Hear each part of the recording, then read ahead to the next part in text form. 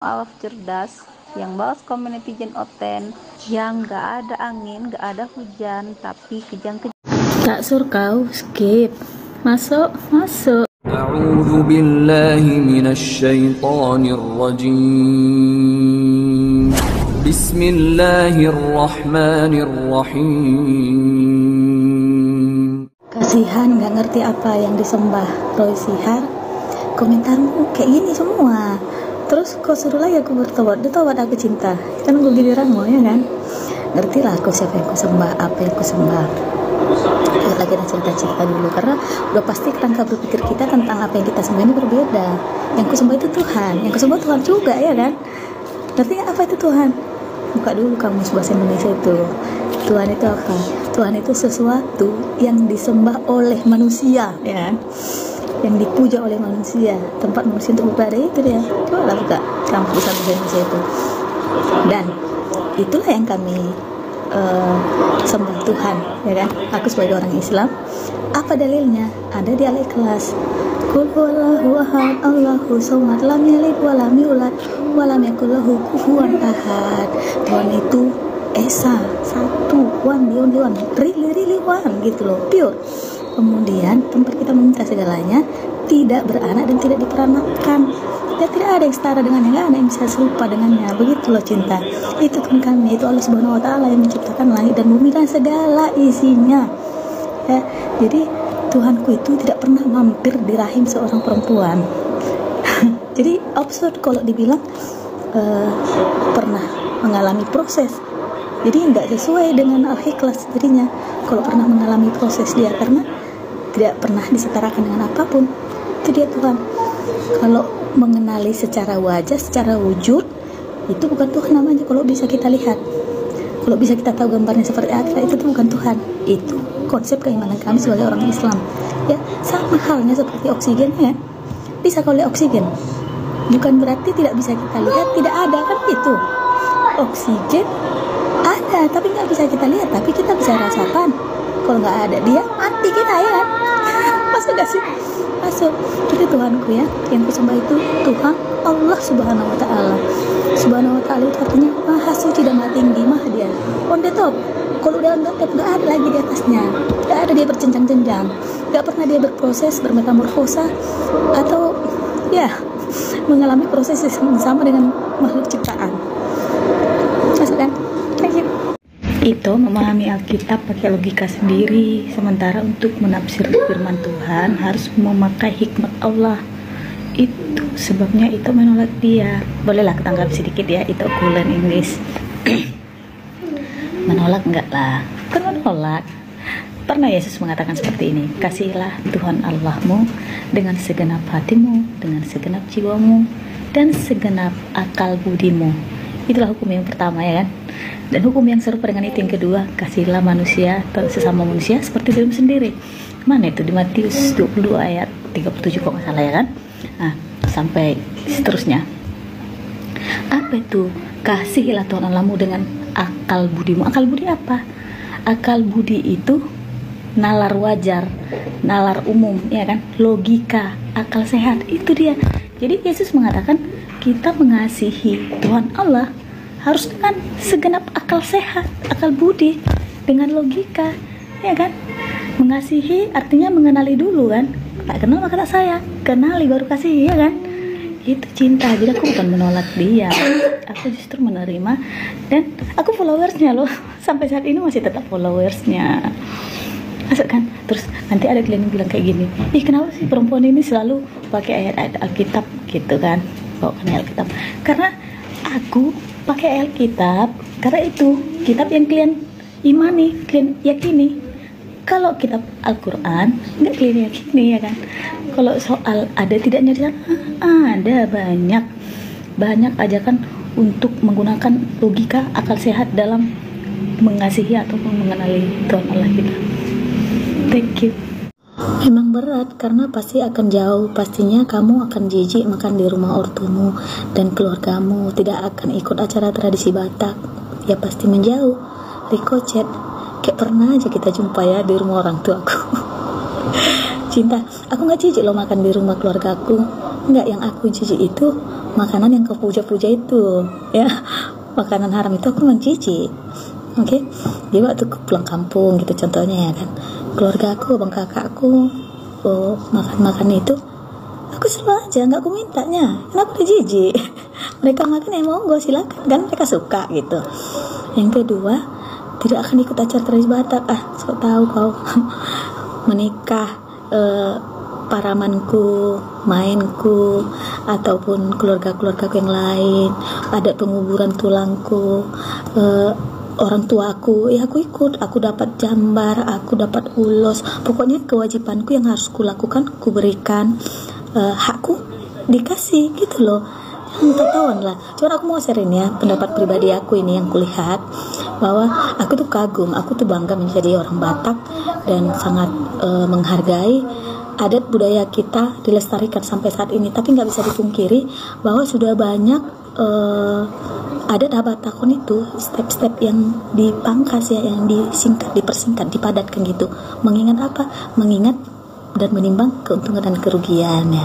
Tapi kalau di agama cinta tidak ada menimbang keuntungan kerugian. Karena kenapa? Semua keuntungan. Setiap perintah yang harus kau lakukan itu kau lakukan untuk keuntungan bagi dirimu. Setiap larangan-larangan yang diharamkan itu agar kau jauhi untuk keuntungan diriku juga gitu. Jadi kalau ada satu pilihan, katanya harus pilih salah satu, kau keluar dari Habatakon atau dari Haislamon, atau keluar dari kebatakan atau dari keislaman gitu ya. Aku pilih keluar dari Batak lah cinta. Cuman alhamdulillah sampai saat ini aku tetap Batak, ayahku tetap Islam, dan akan seperti itu sampai akhir hayat ya. Masuk gak?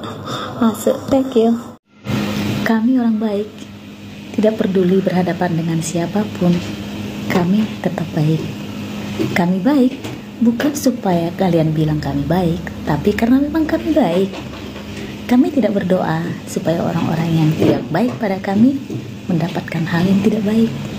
Kami hanya berdoa supaya kami menjadi tetap baik. Thank you. Kalau mengocok es mambo haram nggak itu dasarnya? Malas ya pakai VT. Maaf ya, soalnya aku tengok suaramu serak-serak gimana gitu. Charles Sitompo. Thank you ya, jadi ku balaslah dirimu. Karena udah mulai baik dirimu kulihat. Biasanya kau kasarnya ngomong sama aku. Ya, ada dua ini harus kita lihat supaya kita bisa memutuskan es mambo ini haram apa enggak mengocok ini. Yang pertama, kepemilikannya. Es mambo siapa dulu? Kalau es mambo suami atau istri kita, boleh lah ya kan, karena punya suami punya kita punya suami kan gitu. Kalau udah kita milik kita, halal itu cinta. Tapi kalau udah milik mertua kita atau milik tetangga, terus diam-diam pula kita mengocoknya kan, haram itu Itu yang kedua, si es mambonya ini terbuat dari apa dulu? Mengandung lemak bebong nggak dia? Kalau mengandung lemak bebong haram lah ya kan. Terus satu lagi, sunat nggak dia? Sunat nggak es mambonya? Kalau nggak sunat haram ya. Pakai mana-mana. Itu hasutan yang membuat mualaf macam saya tambah mencintai Islam. Semangat cantik, semangat cantikku. Nurhayati 1746. Thank you ya. Assalamualaikum. Semangat kali aku mau membacanya. Serius ya kan? Betul. Mau hasutan, mau hujatan apapun, bukan membuat kita goyang. Jangankan goyang, berpikir ulang pun tidak ya kan? Kenapa? Karena kita udah tahu jawabannya. Itu aja, seputaran itu aja nanti yang mereka buat poligami ya kan? Kemudian istri-istri Nabi, istrinya yang di bawah usia, pencium batu Ka'bah katanya, saksi siapa, saksi di Gua Hira. Itu aja yang udah tahu kita jelas ya kan? Udah tahu kita jelas, gak tersentil pun tidak imanku dengan pertanyaan-pertanyaan seperti itu, karena udah ku ketahui jawabannya semuanya kan. Kalau dari Quran mereka mengambil, mencari-cari, gak bisa, gak pandai dia baca Quran. Oke lah, dia melihat translatannya kan, kesalahan. Ini gak akan bisa mereka mencacatkan agama kita ini. Makin cinta kita, tetap istiqomah kita ya. Thank you. At least not Allah, that not the name, but it is position. For you is your God name. Pagan also has Allah. Arya rajin kali berkomentar ini sama diriku. Aku mau mengingatkan aja nih ya, at least ini salah tulis cinta. Minimal kalau kita ngegas agak dimodalin dikit lah ya. Mana ridhoku, kulap dulu ya Arya Ras.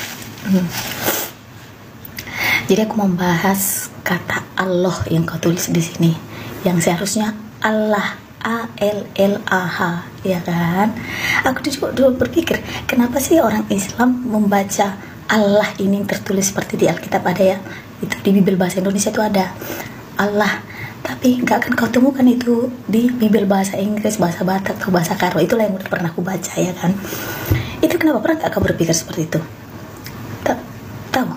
Nah, itu karena sebagian besar kosakata bahasa Indonesia itu diserap, diadopsi dari bahasa Arab cinta. Itulah mengapa kalau kau buka contohnya, contohnya apalah dulu satu ayat ya, Yohanes 17 ayat 3. Ini lahir dan kekal itu, bahwa mereka mengenal Engkau satu-satunya Allah yang benar. Itu di Bibel, nah, di Bibel bahasa Indonesia Alkitab, bahwa mereka mengenal Engkau satu-satunya Allah yang benar dan mengenal Yesus Kristus yang telah kau utus itu. Coba kau buka Google ya, googling lah, karena kan nggak mungkin semua orang punya berbagai Alkitab berbahasa yang berbeda ya kan. Googling di bahasa Batak kata Allah itu akan jadi debata di situ, bahasa Karo dibata, bahasa Inggris God, nggak kau temukan. Itu karena diserap dari bahasa Arab. Itu alasannya. Aku juga dulu berpikir seperti itu ketika aku sebelum jadi Islam. Kenapa sih orang Islam membaca kata A-L-L-A-H ini jadi Allah gitu ya? Karena kenapa tahu? Aku setelah belajar baca Quran, belajar huruf Arab, baru aku paham. Karena di dalam bahasa Arab itu huruf A dengan A itu berbeda lafaznya gitu ya kan? Bukan kayak di Indonesia A ya udah, atau Latin ya A ya A itu juga dia. Kalau di kita bahasa Arab ataupun di Quran itu berbeda tulisannya cinta, suaranya, pengucapan gitu, vokal itu ada lambangnya gitu. Nah, belajar lagi ya, baru bisa ngegas besok. Thank you. Halo Kak, salam. Halo cinta, salam. Aku baru pasar ibu, udah mualaf aku 2 tahun ini. Alhamdulillah. Tapi belum bicara sama keluarga. Takut mereka marah sama gak terima sama pilihan aku. Hei Mutia, assalamualaikum warahmatullahi wabarakatuh cinta. Insyaallah kita istiqomah ya. Gak apa-apa, pelan-pelan aja. Tapi saran dari kakakmu ini, bicaralah, cari timing yang tepat. Usahakan jangan melalui telepon. Usahakan jangan sampai keluarga kita tahu dari orang, ya kan? Itu bentuk penghargaan kita. Kita harus terbuka gitu. Mengenai dimarah ataupun nggak diterima, itu konsekuensinya ya kan. Kita harus siap. Jangan kalau mereka marah ataupun nggak bisa terima, terus kita balas marah lagi. Gak usah, diam aja. Yang penting jalankan keyakinan kita saat ini. Itu cinta, itu hal yang biasa itu dalam keluarga ataupun respon dari orang tua, kakak abang kita ketika kita beralih ke agama lain, itu hal yang sangat biasa. Gak apa-apa cinta, siapkan hatimu, siapkan mentalmu untuk menerima marah mereka itu gitu. Semoga dimudahkan semua ya, dan ya mudah-mudahan hal yang istimewa terjadi. Mereka tidak marah, malah ikut dapat hidayah, ya kan? Itu. Ya, thank you ya cinta.